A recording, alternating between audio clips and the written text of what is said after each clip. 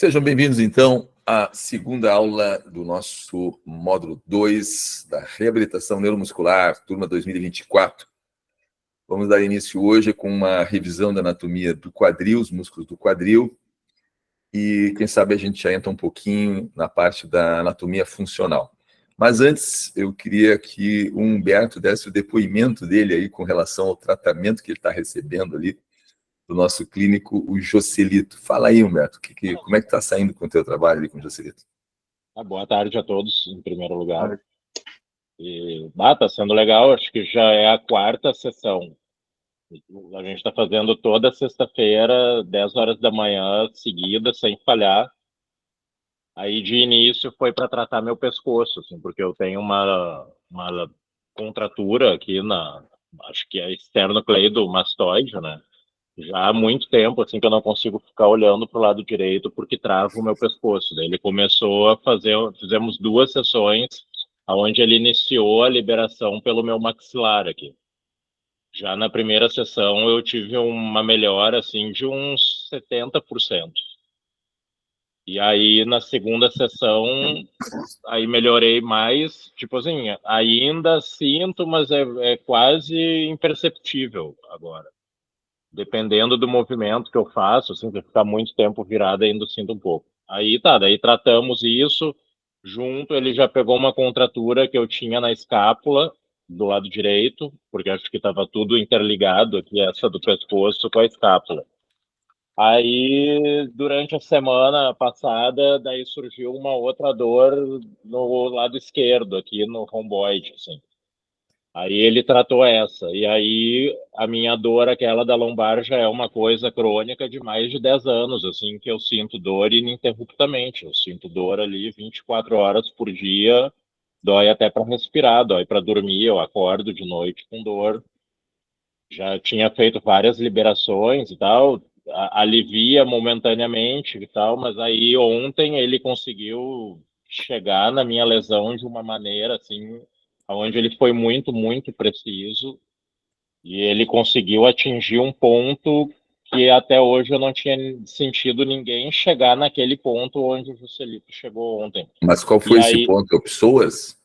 não, ele fez no Pessoas também, eu tava muito, muito dolorido, Pessoas, ele liberou, agora assim eu toco, tá até dolorido um pouco ainda.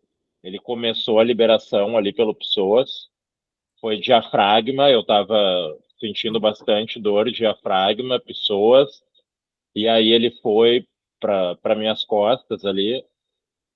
Foi numa região do glúteo ali, mais próximo da região sacro, assim.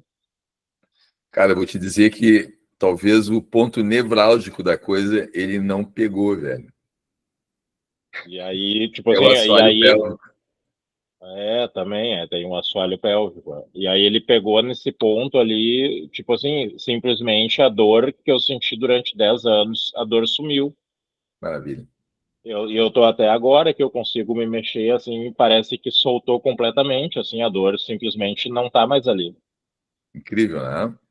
Incrível, É incrível. A coisa é quase mágica, né?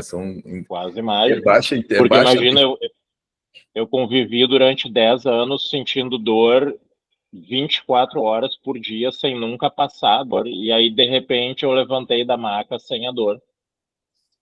É isso. Esse teu depoimento aí exemplifica bem assim o que a gente pega na parte clínica aqui, pessoas com dores crônicas há décadas, não diagnosticadas, mal diagnosticadas. E se não tem diagnóstico, como é que vai ter tratamento, né?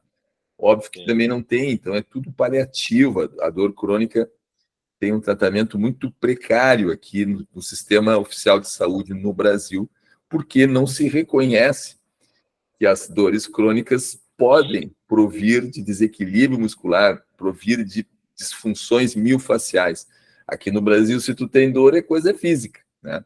E apesar do Humberto ter vários problemas físicos, os problemas físicos dele já não têm mais relação direta com os sintomas. O que ficaram são sequelas que ninguém tratou. Essa é a sim. grande Sim, verdade. várias vezes eu fui no médico, o médico me fez aquela injeção de bloqueio na coluna, aquilo não Só adianta precisam nada, fazer. não bloqueou nada, a dor continuou igual. É só o que sabem fazer, bloqueio. Bloqueio. Lucas, boa tarde. Boa tarde, tudo bem? Tudo bem? Vamos dar início, então, aqui. Deixa eu preparar. Aqui está aberto.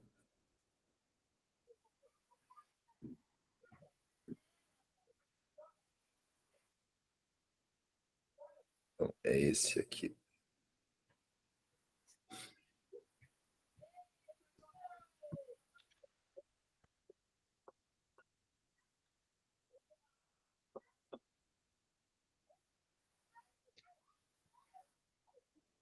Bom, vocês estão vendo a minha área de trabalho, né? Sim. Tá, vamos mudar aqui. Sim.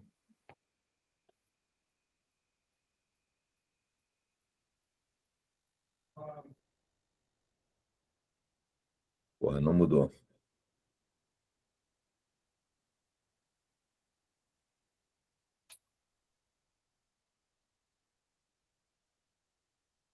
Não mudou. Não. É que eu vou fechar.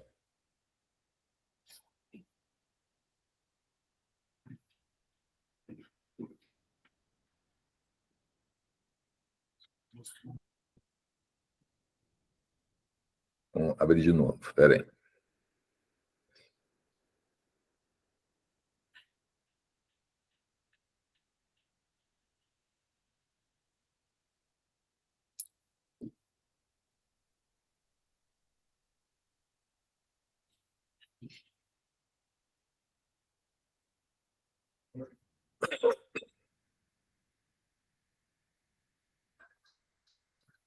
É que eu vou recarregar ele.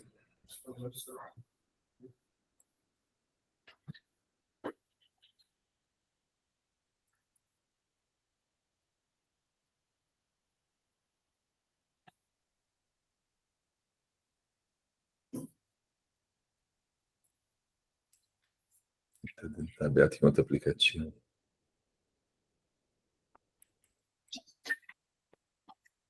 Eu sempre babo, né, gente? Isso que estava tudo pronto aqui, eu testei e acabou. Mas pode deixar com a área de trabalho ali, a gente enxerga, prof. Não, mas peraí que... Vamos deixar legal a coisa, peraí. Por enquanto não estão vendo nada. Agora eu vou... Janela. Aqui. Compartilhar. Agora estão vendo a área de trabalho. Estou entrando na aba de apresentação de slides, configurar a apresentação de slides. Apresentação por uma pessoa, janela. Puta que pariu, não muda.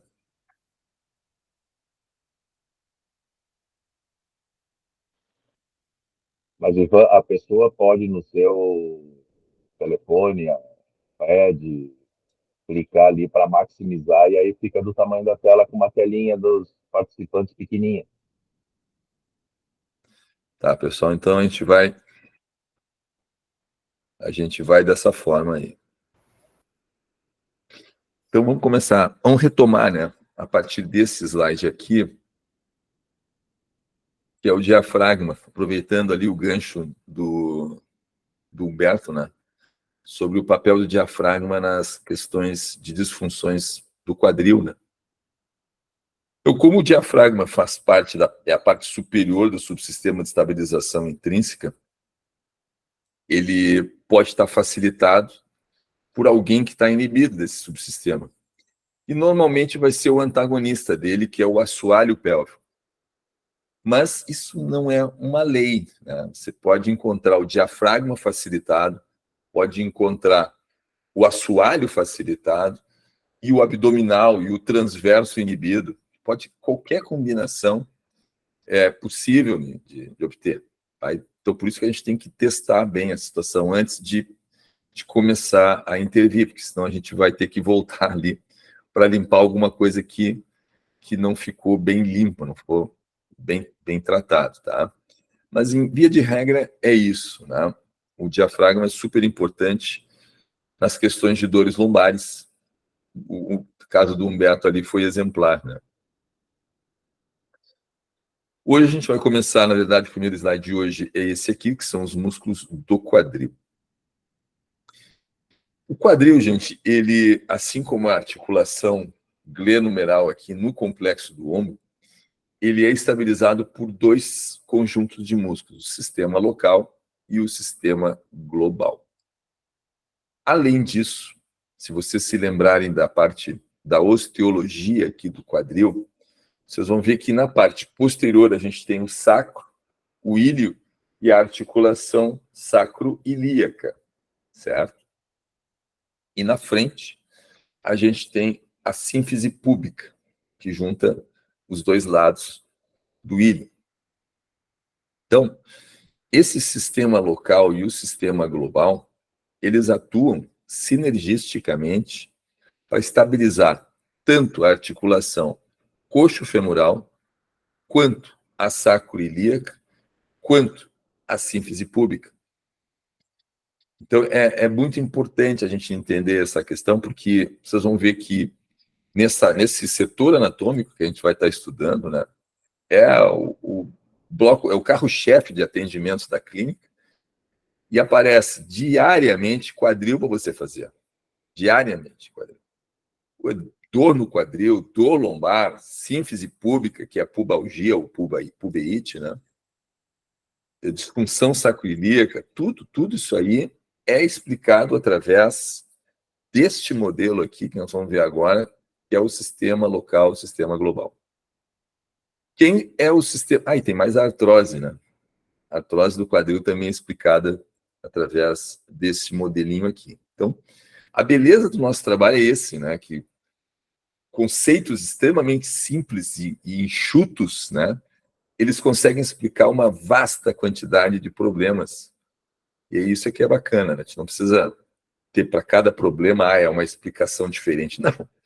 Tem todos os problemas do quadril que se explicam através de disfunções nesse subsistema aqui, sistema local, sistema global. Quem é, então, o sistema local, né? O sistema local são os músculos pequenos, músculos mais internos, que estabilizam a articulação coxo-femoral. E a pelve também, o ilho também.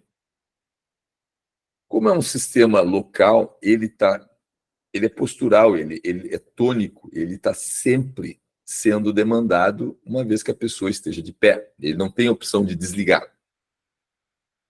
Então, quem são eles aqui? Tá? Pode haver uma certa diferença de conceito de acordo de autor para autor. Mas se vocês tomarem esses aqui, já vai estar, ó, beleza, tá? Então, a gente tem os rotadores externos e rotadores internos. Isso aqui, ninguém tem discordância com relação a esses carinhas aqui. Esses aqui, para qualquer autor que vocês forem olhar, vai ter, vão dizer que esse aqui é o sistema local de estabilização da coxo-femoral. Tá? São os rotadores internos e externos do fêmur. Os rotadores externos do fêmur estão detalhados aqui nessa foto, né? Que basicamente é o piriforme, o principal rotador, o que dá mais problema. Desculpe. O cara que dá mais problema no quadril, sem sombra de dúvida, é o piriforme, que é um rotador externo. Mas tem outros, né? Tem o gêmeo superior, tem o gêmeo inferior, tem o quadrado femoral e tem o obturador interno. De todos esses rotadores externos, o único que a gente não consegue liberar é o obturador interno, porque o acesso a ele é feito nas mulheres via vaginal e nos homens via anal. Então, como a gente não faz esse tipo de intervenção invasivo, nós não conseguimos liberar este rotador externo. Porém, todos os outros a gente consegue por fora, tá? Não tem problema nenhum, a gente consegue liberar todos eles. Como via de regra, quem está mais ferrado é o piriforme, gente. Eu te digo assim, ó, eu não tenho lembrança aqui de ter precisado mandar alguém para o fisioterapeuta para fazer a liberação do obturador interno. Não tenho lembrança, não nunca precisei fazer isso aí, não. No sistema global, nós temos os glúteos máximos, o glúteo médio, o quadríceps, o tensor da face lata, o complexo dos adutores, o sartório, isquiotibiais. Ou seja, todos os músculos fásicos, né, que são responsáveis pela movimentação dos membros inferiores. E uma disfunção, deixa eu ver o próximo slide aqui. Flexores do quadril. Antes de detalhar mais essas questões funcionais, deixa eu só dar um spoiler aqui sobre um problema grave, assim, que cai direto na nossa clínica, que é a bursite trocantérica. Bursite trocantérica é muito comum e se explica através desse modelo aqui. Na bursite trocantérica, você tem a facilitação do sistema global, dos exteriores, inibindo o sistema local. Lembre-se lá no módulo 1, né, que o Vladimir Janda dizia, né, que o sistema local sempre tende à inibição, né? Os carinhas estabilizadores, tônico, sistema tônico, ele sempre tende à inibição. E, consequentemente, o sistema fásico tende à facilitação. Então, num quadro um quadro de bursite trocantérica, você vai encontrar os glúteos facilitados, você vai encontrar o tensor da face lata facilitado, você vai encontrar o reto femoral, pectíneo, os adutores nem tanto, mas os caras externos, laterais do quadril, todos eles facilitados. E quando botar o indivíduo para testar a força de rotação interna e rotação externa, vocês vão ver que o pezinho do cara treme ali com uma carga baixa, né? Então o sistema está inibido. E a bursite trocantérica não tratada leva a quais consequências? Artrose do quadril. Por quê? Porque o sistema global ele não é feito para estabilizar a articulação. E ele fica facilitado porque ele fica assumindo uma dupla função. A de estabilização, ajudar os carinhas lá dentro que não estão funcionando, e mover o segmento. Então, isso gera uma tensão na musculatura externa, no sistema global, muito grande, que com o passar dos anos, não é uma coisa que acontece de uma hora para outra, né? Vai fazer com que a tensão de cisalhamento para dentro da articulação coxo-femoral cause o desgaste prematuro da articulação da coxo-femoral, levando o indivíduo, eventualmente, a uma prótese de quadril. Tá? Então, é um sistema, é uma relação bem útil para a gente entender e usar. Os flexores do quadril são os campeões de darem problema, né? Porque as pessoas passam muito tempo sentado e o cérebro, ele aprende por tempo de exposição, né? Então, se você fica com o quadril flexionado 8 horas por dia, todos esses músculos que vocês estão vendo aí, todos eles, sem exceção, eles ficam encurtados. O que acontece quando você vai para a extensão do quadril? O teu cérebro aprendeu que o comprimento correto é esse aqui, encurtado.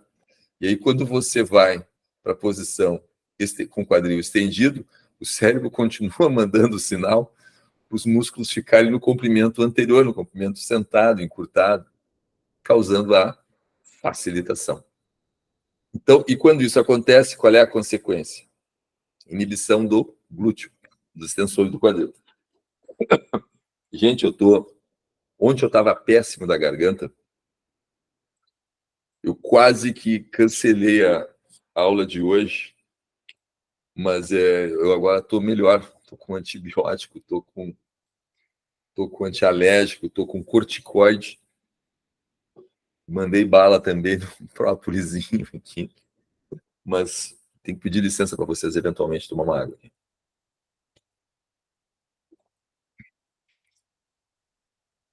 Então, o que mais eu coloquei aqui? Sinergistas do psoas, né? Tensor da face lata, o reto femoral, pectíneo. e os adutores. Esses adutores aqui, né, a porção proximal e medial dos adutores. A porção distal e posterior é a sinergista do glúteo, né? Então, quando esse cara aqui tiver facilitado, o glúteo vai estar inibido, jogando carga para a porção posterior e distal, proximal do isquiotibial lá. Os antagonistas dos flexores do quadril, naturalmente, são os extensores do quadril, né? Lembrando que o isquiotibial, ele é biarticulado, né? Ele tem uma articulação no quadril e articulação no joelho.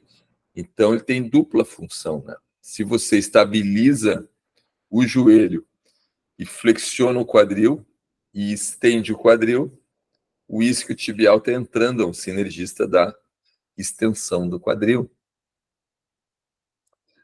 Sinergista do glúteo na extensão do quadril.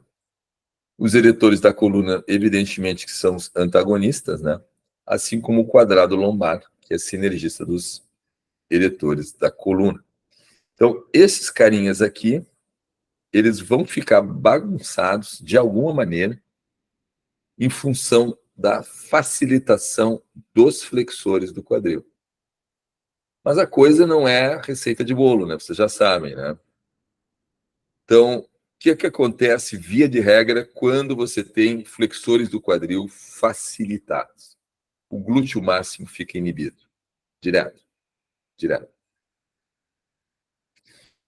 Os isquiotibiais, como eu falei, podem ou não ficar facilitados. Mas, se o glúteo máximo fica inibido, a porção proximal, medial, posterior do isquiotibial vai ficar facilitado porque ele é sinergista do glúteo.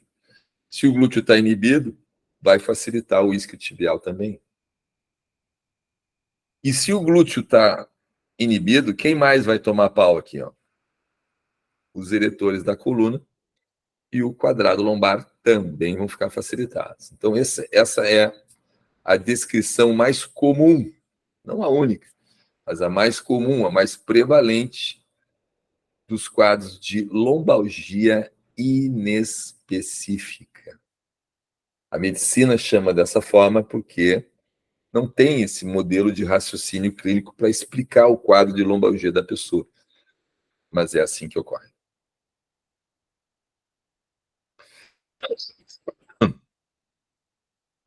Cada um daqueles flexores do quadril ali, nós vamos ver na prática, eles entram em algum momento da flexão do quadril. Tá? O tensor da face lata, reto femoral, pectine, o adutor, todos eles vão entrar nos primeiros ângulos de flexão do quadril. Aqui, quando a gente começa a querer dar um passo à frente, eles entram.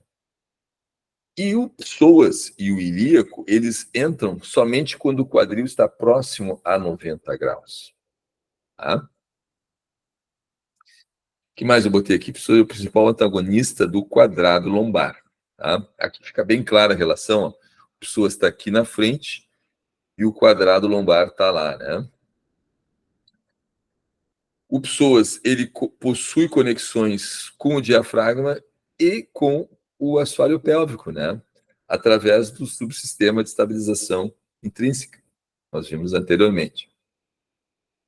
E a função desse cara aqui, o que é? Aumentar a pressão intraabdominal. Quando todos os músculos do subsistema de estabilização intrínseca entram em sincronia, eles aumentam a pressão intraabdominal. E com isso estabiliza a coluna lá atrás, protegendo a coluna. Segundo David Weinstock, essa aqui é a lista de sinergistas e antagonistas. Isso aqui eu tirei do livro dele, tá? Então, mas faz todo sentido para nós, né? Sinergistas do psoas, pectíneo, o ilíaco, o tensor da face lata, os adutores, mas na porção proximal medial, né? O reto femoral, o sartório e o diafragma aqui em cima. E como antagonistas, naturalmente, os extensores, né, do quadril, eretor lombar, quadrado lombar, o glúteo e os isquios, que a gente já tinha visto antes. Essa linha de sinergistas tem tudo a ver, né, com a linha anterior profunda aqui do Thomas Mears, sendo que, por este mapa de anatomia funcional, a gente consegue até ver outras relações também, né?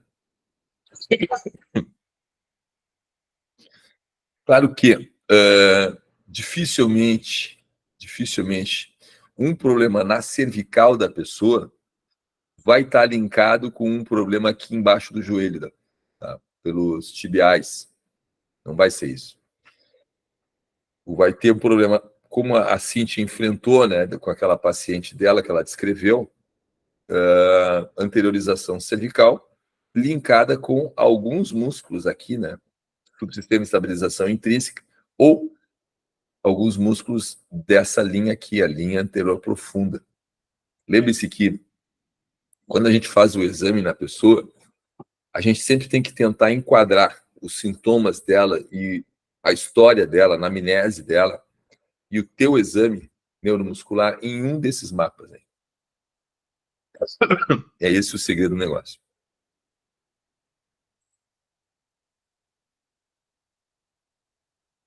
O glúteo médio é um músculo importantíssimo na estabilização do quadril no plano coronal, quando você está em base monopodal, né? Para evitar que o quadril caia para um lado. Quem vai entrar em ação?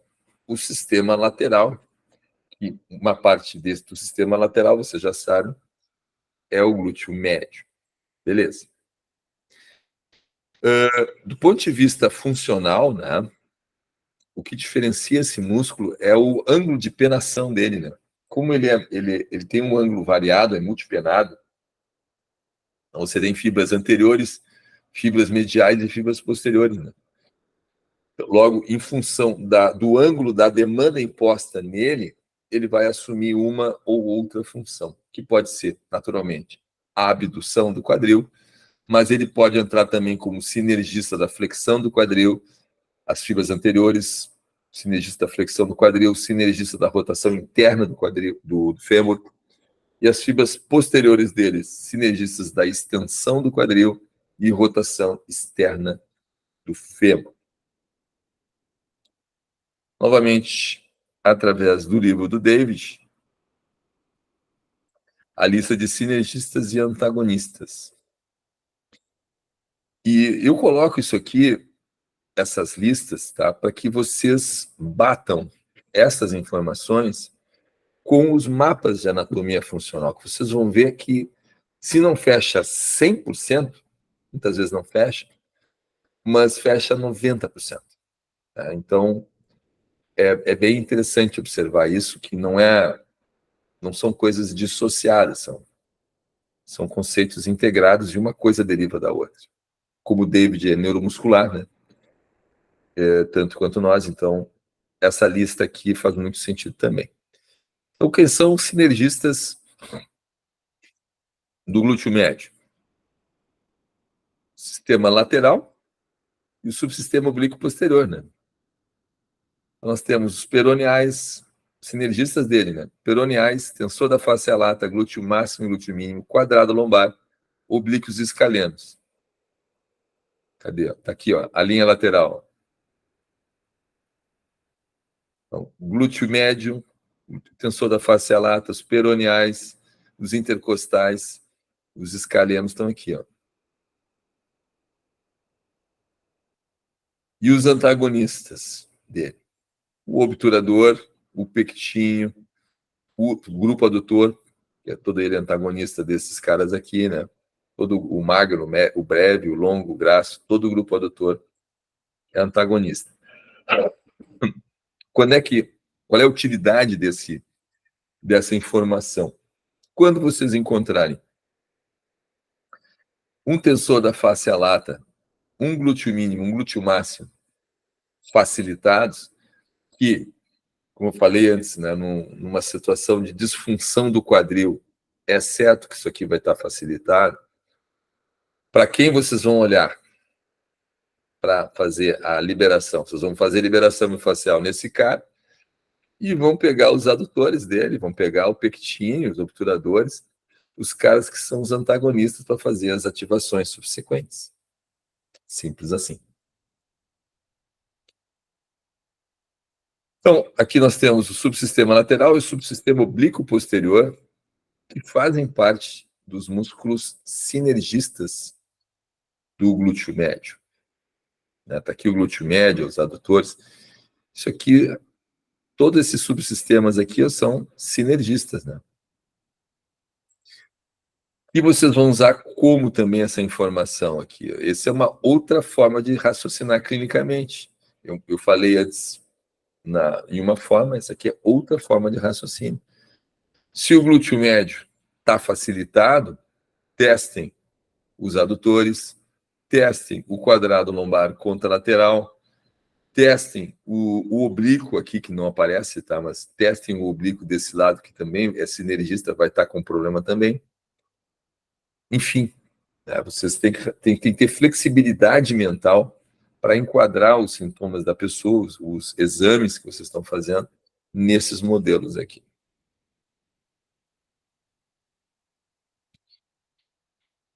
Eu coloquei só para um exemplo, né, da importância de um glúteo médio com problema, né?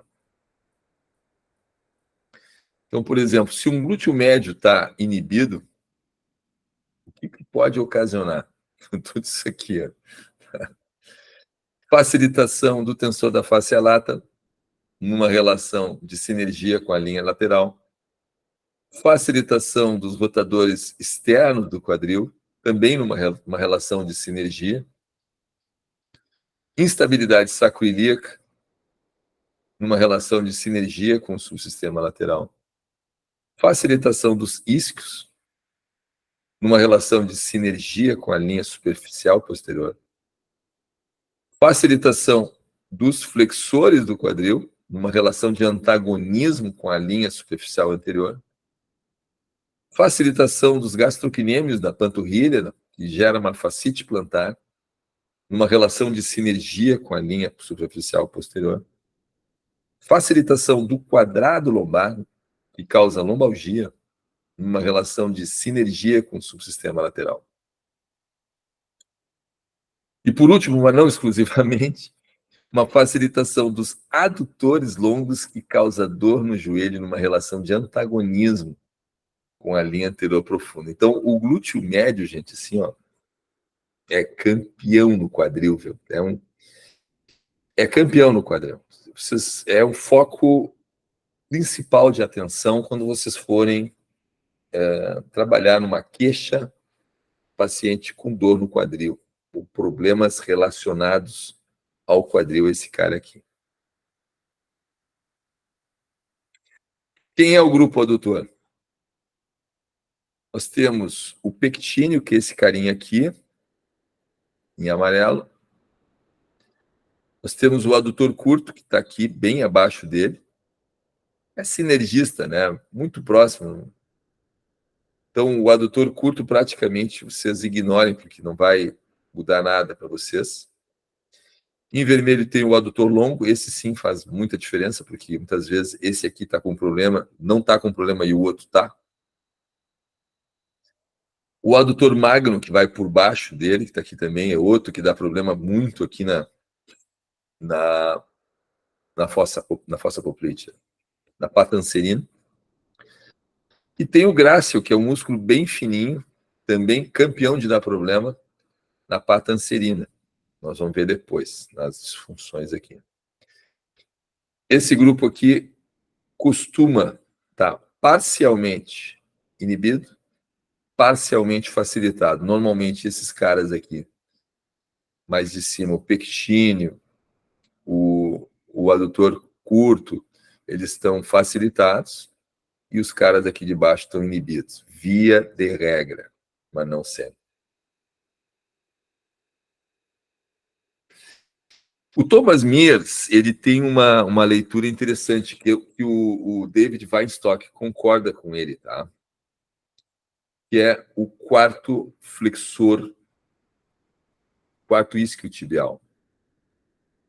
Lembre-se que os isquiotibiais são 3, né? Bíceps femoral lateral, semitendinoso e semimembranoso, ok? São 3. Porém, se nós considerarmos as derivações miofasciais do grupo adutor, a gente vai encontrar uma relação interessante aqui que enquadra o adutor como sendo, funcionalmente, o quarto isquiotibial. E é essa questão aqui, ó, é a parte medial do adutor magno, que é sinergista, observem bem, ó, pela linha de transmissão de força, ó, é sinergista do bíceps femoral. Então, quando vocês vão ativar o grupo isquio, por causa do glúteo, por exemplo, que está inibido, né, vocês vão estar usando esse conceito aqui. É bem interessante, isso aqui é uma coisa que pouquíssima gente sabe, mas tanto Thomas Mears, que é a nossa referência em anatomia funcional, né, quanto David Weinstock, os dois pensam dessa mesma maneira aqui.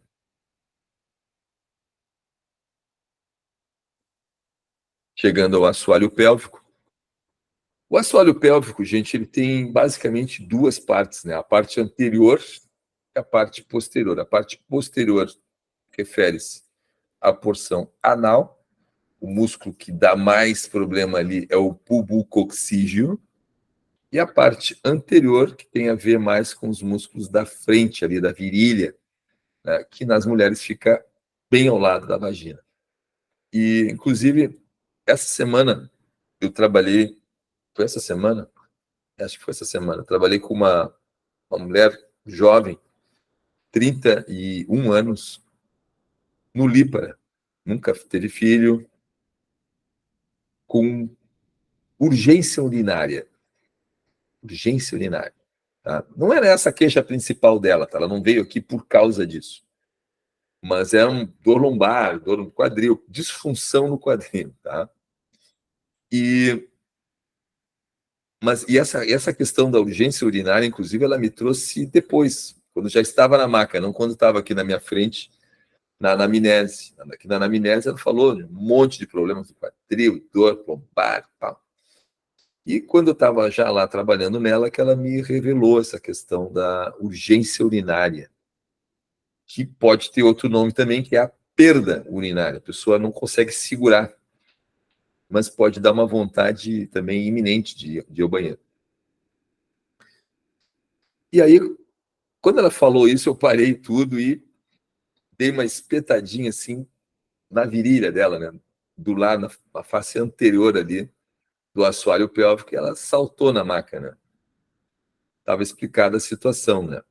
Então, eu expliquei para ela assim, que se vai numa fisioterapeuta pélvica, né? Com a queixa de urgência urinária ou perda urinária, a fisioterapeuta vai pensar assim, né? Ou tá fraco ou tá forte, né? Ela não pensa inibido ou facilitado. Esse conceito não tem lá. Ou tá forte ou tá fraco. E se tá com perda, é porque tá fraco na cabeça dela. E se tá fraco, vamos fortalecer. Mas não faz sentido uma mulher jovem, no Lípara, tá com o assoalho pélvico inibido. Não faz sentido. Faz sentido em senhoras multíparas, 3, 4 filhos por parto normal, mulheres de mais de 60 anos. Aí sim, o assoalho pélvico pode estar até colapsado, fraco, inibido, hipotônico, tudo. Beleza? Vamos fazer um Kegel para fazer a ativação do assoalho pélvico dessa senhora, correto? Mas se você fizer um Kegel, se você for fazer fortalecimento do assoalho pélvico dessa moça de 31 anos, vai piorar o quadro dela. Porque o assoalho pélvico dela está facilitado e não inibido. E pelo fato de estar facilitado, ele entra em fadiga, causando, quando a bexiga está cheia, essa sensação de urgência urinária e até mesmo perda urinária em casos mais extremos. Como a gente já está careca, eu acho que já de falar, faz parte do parte inferior do SEI, né, subsistema de estabilização intrínseca. Então, se inibido do lombar, por que do lombar? Porque pode facilitar o quadrado lombar, pode facilitar os sinergistas do quadrado lombar, pode facilitar o diafragma, pode facilitar os oblíquos, qualquer relação é possível. Incontinência, que é a perda urinária, se também estiver inibido, disfunção sexual e constipação. Facilitado do lombar, porque também pela mesma relação, né? Incontinência, pela mesma relação. Dor na penetração vaginal e dor no quadril. Então, aqui está a parte anterior, né? A parte anterior dele é essa região aqui, e a parte posterior que a gente consegue acessar é o pulbo coxígeo. Deixa eu ver se ele está aqui. O pulbo coxígeo não aparece, só o coxígeo aparece aqui. O pulbo coxígeo ele é um pouquinho mais superficial, por isso que a gente consegue acessar ele. Aqui são as camadas. São 3 camadas, e aqui é um videozinho. Ó. A função do assoalho ali, ó.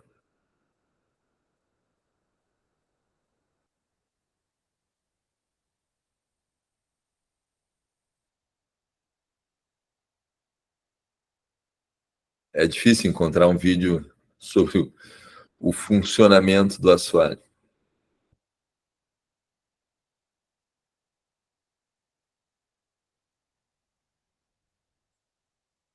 Então, a ativação do assoalho pélvico é feita através das pontes, assim como no setting da fisioterapia, através de Kegel, de exercícios Kegel, que basicamente são uma forma mais simples de fazer, é fazer o exercício que vocês viram no slide anterior, de retenção da urina, né? Trancar a urina.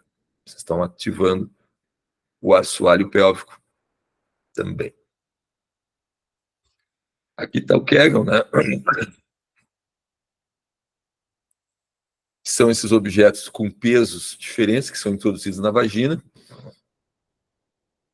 A mulher precisa fazer força para segurar e o fisioterapeuta, ou ela mesma, puxa, né, o objeto. E é uma maneira de fazer uma musculação para o assoalho pélvico, né?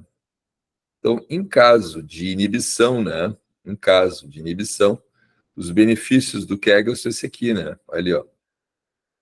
Se o assoalho pélvico está inibido, o que pode acontecer? Dor lombar, né? Se o assoalho pélvico está inibido, o que pode acontecer, né? O ato de urinar pode se tornar doloroso, dor no intercurso, dor na relação sexual, urgência urinária, constipação e, naturalmente, alta frequência urinária por causa da urgência, né? Então, novamente, mapeando aqui, né, onde é que nós fazemos a liberação, né? A técnica manual que a gente utiliza vai fazer na face anterior do assoalho pélvico a liberação nessa região aqui e na porção posterior nessa região aqui.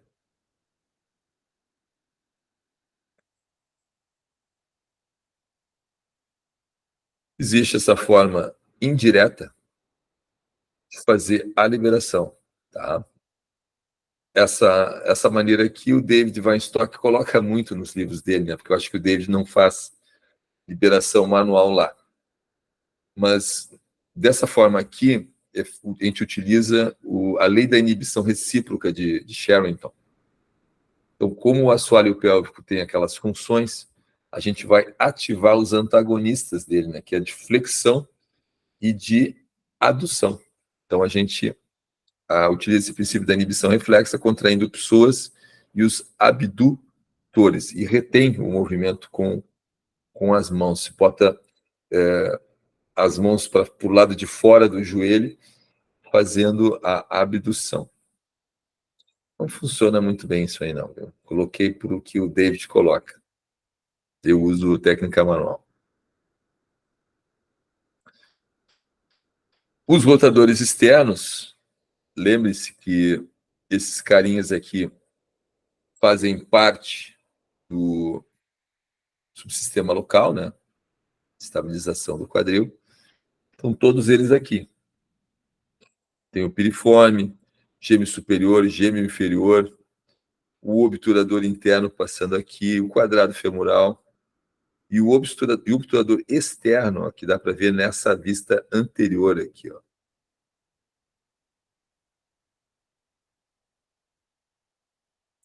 E os rotadores internos do fêmur, né? Que são as fibras anteriores do glúteo médio, o próprio glúteo mínimo, o tensor da face lata, cujos sinergistas são os adutores, né?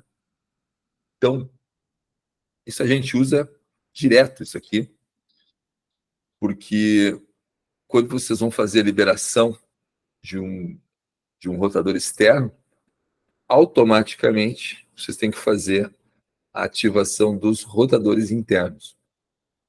Todo dia eu faço isso aqui. Não tem dia que não faço. Bom, gente, estamos chegando já com 1 hora de aula, tá?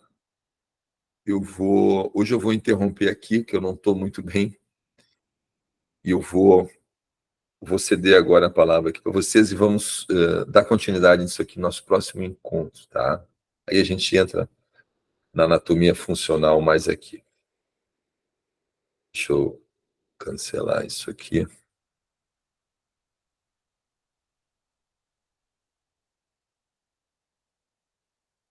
Deixa eu ver se eu tirei.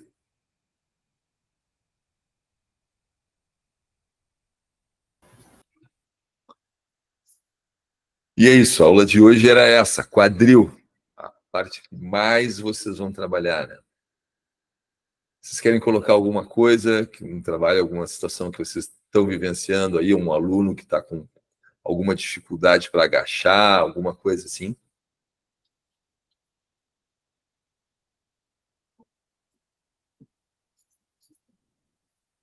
Hein, Sherlon? Tu não tem aluno? Todos os teus alunos agacham bem, Sherlon? Não estou te ouvindo. Oi, não, tem alguns ali que não agacham, né? Tem alguns que não agacham bem. Mas os outros, assim, na verdade, a maioria, 80%, tem algum probleminha, né? Sempre tem. É difícil mesmo achar alguém que não tem ali. Mas aí a gente vai cuidando. Até então, por isso que eu já estou fazendo esse curso, R2FT, para depois já começar a cuidar eles mesmos, né? Isso aí Vocês que eu vão tô... ver que nas disfunções, a disfunção mais importante, mais difícil, mais trabalhosa para a gente resolver é a perda de dissociação lombopélvica. A gente vai olhar bastante isso na nossa prática ali.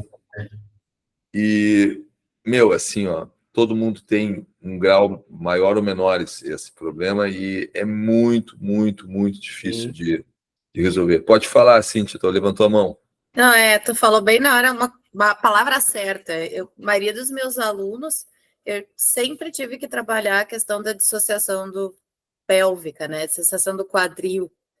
Não teve um dos meus alunos que eu não tive que trabalhar isso para melhorar o agache deles. E muito, muito relacionado com a questão do psoas encurtado e do ritmo de vida, né? Do cotidiano sentado, assim. Então, cada vez mais eu me dou conta que nós somos muito anteriorizados, né?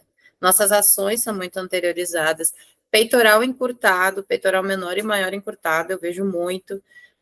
A questão do diafragma agora é uma coisa que eu estou, né, conseguindo relacionar assoalho pélvico, diafragma com questão de quadril, né? Isso era uma coisa que não me passava tanto pela cabeça. Mas realmente, psoas encurtado, todos os flexores do quadril, né, glúteos e isquios muito facilitados pela questão de vida da pessoa. Eu atendo muita gente que trabalha com computador, então, assim, é uma realidade hoje, né? E cada vez mais a gente vai encontrar pessoas que agacham mal por isso também, né? Pessoas que não têm muita convivência com o movimento corporal, às vezes até desde criança, que não tem uma educação para o movimento, e cada vez mais a gente vai encontrar pessoas com essas dificuldades até proprioceptivas, né? A situação clássica que a gente testemunha todo dia nas academias, depois que o personal atende o aluno, é fazer o famoso alongamento de isquiotibial. É ou não é? Sim, sim. É, direto. E aí ele faz aquele alongamento passivo, rapidão, muitas vezes de forma agressiva, e na premissa, no pensamento de que aquele músculo, a pessoa não está conseguindo fazer agachamento, está fazendo uma retroversão pélvica, está levantando o calcanhar do chão, não consegue agachar na profundidade mínima, porque o isquiotibial está contraturado. E aí, então, faz aquele alongamento. É direto isso, né? Direto. E quando que, na verdade, às vezes, essa perda de dissociação pélvica vai estar linkada com quem? Com os adutores da pessoa, com o psoas da pessoa. Normalmente, esses aí são os culpados, os rotadores internos da pessoa estão com problema. E acessar esses caras, é trabalhoso. Difícil. É difícil, é trabalhoso para nós e é extremamente doloroso para a pessoa, porque são músculos muito profundos. A gente, sem uma ferramenta, sem uma aranha de madeira, é impossível trabalhar, né? Fazer isso no Gustavo, por exemplo, que é um cara com 150 quilos, tem que botar no chão o cara, que não tem outra forma, entendeu? Tu vai ter que jogar teu peso em cima dele. O Gustavo está aí para falar como foi doloroso fazer esse trabalho nele lá na última aula, né? Fala aí, Gustavo, dá teu depoimento, por favor. Não, quem anda, quem é bípede, em algum momento vai passar por essas situações. Nós somos ocidentais, nós somos educados para enxergar daqui para frente. A gente, teoricamente, acha que conhece daqui para trás, mas não conhece. Então, assim, tudo é para jogar para frente.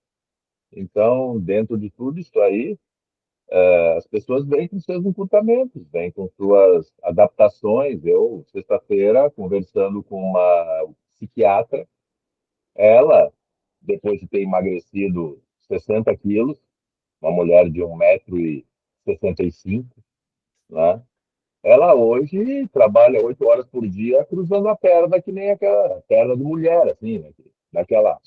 E fica ali. Aí o que a fisioterapeuta dela, que é uma pessoa com quem eu já trabalhei muito, assim, em parceria, e ela é osteopata.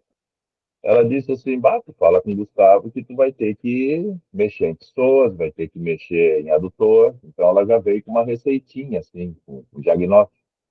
E, então tá, mas eu já venho fazendo algumas coisas, né, com bolas e no espaldar há muito tempo com essa pessoa. Só que agora, com 54 anos, ela começa a desmontar de vez. Por quê? Porque ela passa 8 horas com as pernas, né, cruzadas. Então, é complicado quando tu tem que... não é criar um novo padrão, mas tenta deixar a pessoa dentro dos teus conhecimentos, né? Por isso que eu estou aqui, eu quero aprender mais, melhor. E eu pergunto sempre, saiu o melhor que chegou? A maioria das vezes, sim, né? E isso que eu dou treinamento físico. Mas isso foi sexta. Aí ela atendeu toda sexta-feira, porque eu dou aula cedo para ela. Então, assim, hoje ela também atendeu até meio-dia. Então, tem hoje à tarde, domingo, e segunda-feira ela vai olhar para minha cara e vai dizer, voltou, sabe? Então, assim, tu tem que mudar o sistema operativo também da pessoa. Exatamente. No caso, assim, desse tipo de profissional, né, psiquiatra, e qualquer outro profissional de TI também, é que passa no computador programando 8 horas por dia, é a mesma coisa, né? Como eu falei, o cérebro aprende por tempo de exposição, né? Então, se a pessoa fica com o quadril flexionado, o cérebro vai entender que aquilo ali é o normal. E quando a pessoa sai dessa posição flexionada à posição estendida, os músculos se tornam facilitados. E essa situação, dado os anos, né, que se transcorreram, isso fica gravado fisicamente no cérebro da pessoa. É um controle motor. O controle motor nada mais é que uma programação neural nas áreas corticais de controle motor. E o nosso trabalho na reabilitação neuromuscular consiste em modificar isso. Modificar isso. Daí a complexidade do processo. Vamos raciocinar. Como é que se altera isso aí? Qual é a primeira providência para alterar esse programa motor errado, para fazer a reprogramação motora? Primeira providência é fazer o cérebro tomar controle, retomar o controle sobre aquela região e agora está com problema, está facilitado, está com dor. E se a pessoa está com dor, se o cérebro dela está percebendo dor, é porque terminações nervosas livres estão sendo ocupadas por substâncias algiogênicas que causam dor, sensibiliza a terminação nervosa livre e o cérebro entende aquilo como dor. Mas a gente viu que 80% da carga proprioceptiva do cérebro ela vem das terminações nervosas livres. E no caso da pessoa estando com dor, estas terminações nervosas estão ocupadas, sinalizando dor. Então, o cérebro não está enxergando o que está acontecendo ali. E o papel da liberação miofascial, nesse primeiro momento, é limpar essas terminações nervosas livres desta função de nocicepção para a função proprioceptiva. Então, a primeira providência, liberação miofascial de todo e qualquer músculo que esteja facilitado. Lembrando que esses músculos estão trabalhando em trilhos anatômicos, né? Não é isoladamente. Então, não adianta fazer liberação miofascial de um carinha apenas, né? Você tem que pensar na anatomia funcional e liberar todo mundo que está com problema. Se tiver um cara que tiver com problema e vocês não limparem ele, ele vai contaminar o trilho todo novamente e vai voltar o problema, como tu acabou de dizer. Porque apesar de tu passar a bolinha, tu não está limpando todos eles. Né? Tu tem que limpar todos eles. E a única maneira de fazer isso, Gustavo, é numa maca, com creme, mão, instrumento, ou seja, atendimento clínico. Não dá para fazer isso num setting de academia.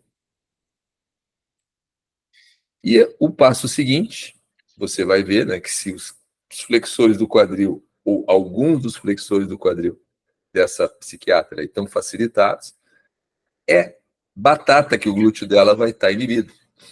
E os sinergistas, né? Com ela em decúbito lateral, fica muitas vezes evidente, dependendo do tempo no qual essa situação transcorreu, né, que tu vai perceber no glúteo da pessoa, talvez ali na nossa prática agora, a gente não vai poder constatar isso, porque todos vocês são profissionais da educação física, todos vocês treinam, todos vocês provavelmente, se estão com glúteo inibido, não está numa situação cronificada. Mas um glúteo inibido numa situação cronificada, o glúteo, em vez de ter uma aparência assim redondinha, ele fica encavado. Uhum. Encavado. A gente toca no trocânter do fêmur, assim, sabe? E o glúteo flácido, o glúteo encavado, atrofiado. Então, além de estar inibido, aquele glúteo está atrofiado. Né? E não raramente também está dolorido. Por quê? Porque ele é um cara postural, que a pessoa, ele não tem a opção de não trabalhar, né? Ele A pessoa está de pé, o glúteo está funcionando, né? Então, coitado, está ferrado de todos os lados, né? Então, mas ele vai ter que ser ativado, em primeiro lugar, e depois fortalecido. E esse processo, repetido, aos pouquinhos vai melhorando a condição dela. Mas como essa pessoa passa 8 horas por dia, todos os dias, 2, 3 vezes por semana que ela vai ir contigo, talvez seja pouco. Talvez não. Vai ser pouco. Ela tem que levar um tema para casa e ela fazer diariamente alguma ativação para a cadeia posterior. Essa é a minha orientação, é o que eu dou aqui para os meus pacientes que têm esse perfil aí que tu acabou de citar.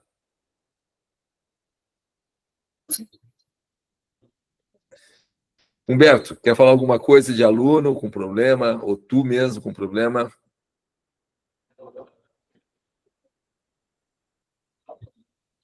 Não estou te ouvindo.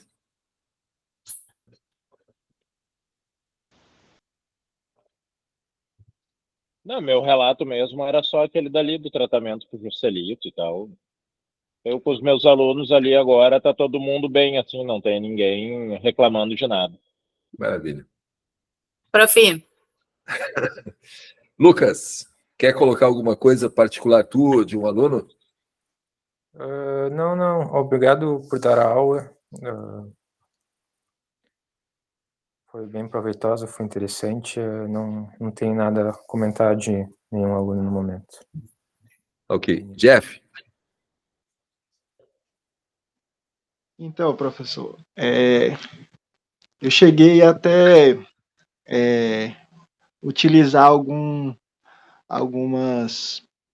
alguns testes que a gente fez naquele dia na prática para ver como é que estava, né? Aí, assim, em específico, uma aluna, né, que tem todo esse perfil, vocês disseram aí, e trabalha muito tempo sentada durante o dia, né? A maioria, né, no trabalho, né? Da parte do tempo dela é sentada. E assim, eu perguntei para ela, né, como ela estava se sentindo, assim, né, com o trabalho, se ela sentia alguma dor, algo do tipo. E ela disse que às vezes ela um pouquinho de lombalgia. E aí eu fiz um teste que a gente fez para ver como é que estava o diafragma, né? E assim, por coincidência não, assim, pela minha análise no momento ali, eu percebi que, como você falou aí, um músculo pode estar sendo Facilitado. facilitado isso, e o outro não, no lado contralateral não estava.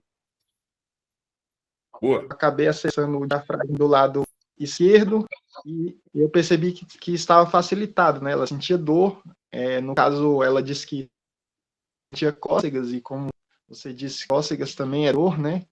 E eu olhei a expressão também para ver como ela está naquele momento e percebi que o lado esquerdo do diafragma estava facilitado e o lado direito não, ela não sentia nada assim, né, a princípio. E aí eu fiquei tentando analisar, né, se seria interessante fazer a liberação dos dois lados em si ou só do lado que estava facilitado. Mas como você disse, tem que testar e fazer a liberação, né, desses. E aí eu tentei fazer a liberação do diafragma dos dois lados a princípio. Testei também o quadrado lombar, assim.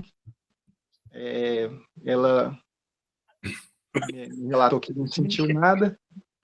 E aí foi isso. Eu falei, ó, a gente fez uma sessão, expliquei a questão, né, por ela ficar muito tempo sentada e tudo mais, o que poderia estar ocasionando, né, e aí falei que aquilo seria só uma intervenção para a gente poder ver se realmente iria melhorar essa dor lombar nela, né, com essa liberação a princípio, e eu fiz algumas ativações também.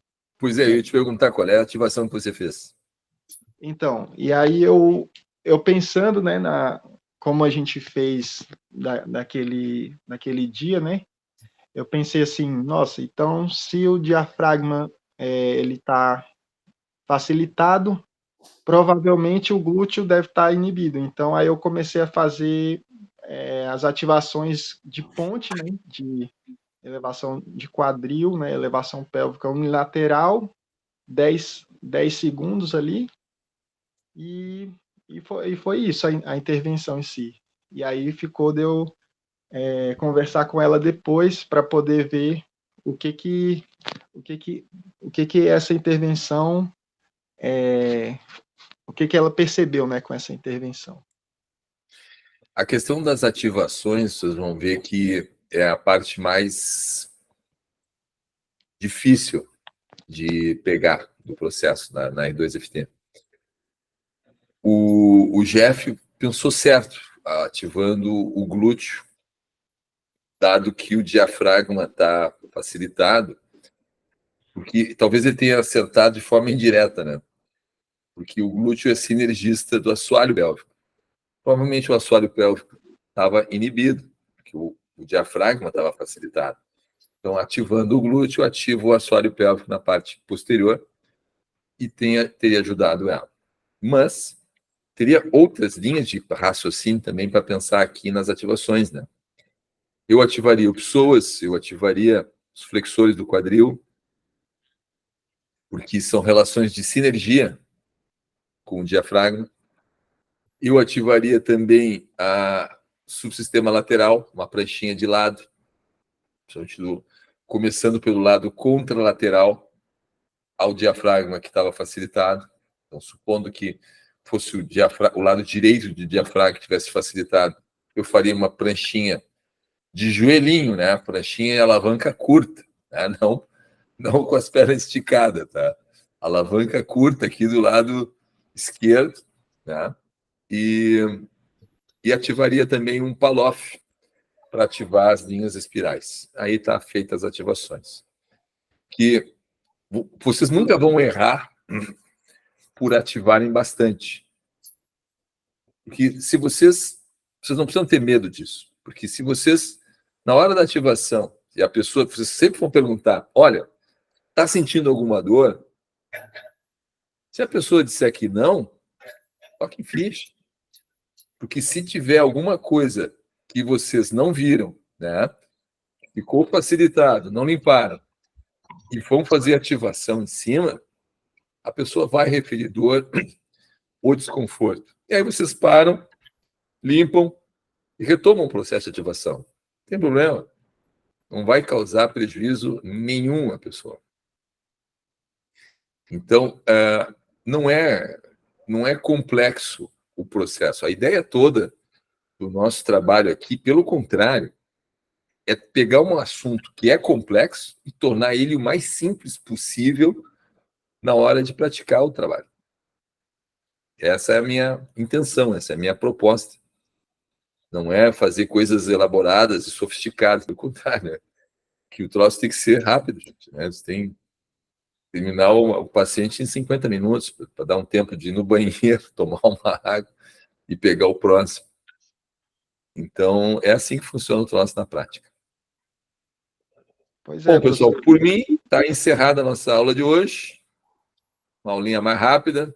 Melhoras, prof. Obrigado. E no próximo encontro a gente segue com anatomia funcional para esse subsistema, esse setor anatômico aí. Tá bom? Perfeito. Então, grande abraço para vocês. Muito obrigado pelo tempo. Bom domingo. Igualmente. Obrigado. Um beijo no coração de todos. Muito obrigado.